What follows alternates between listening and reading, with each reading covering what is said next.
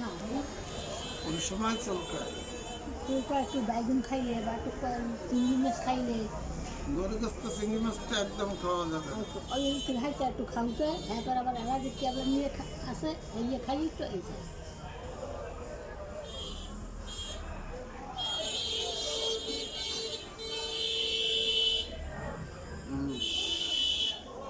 এই কালো দাগ হয়ে গেছে চুলকাচ্ছি।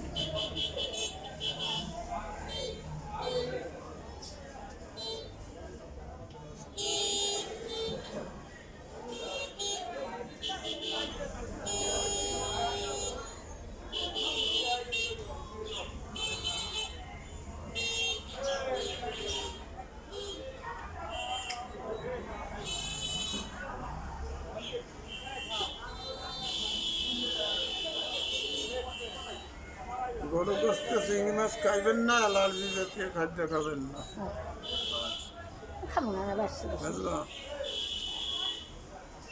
আচ্ছা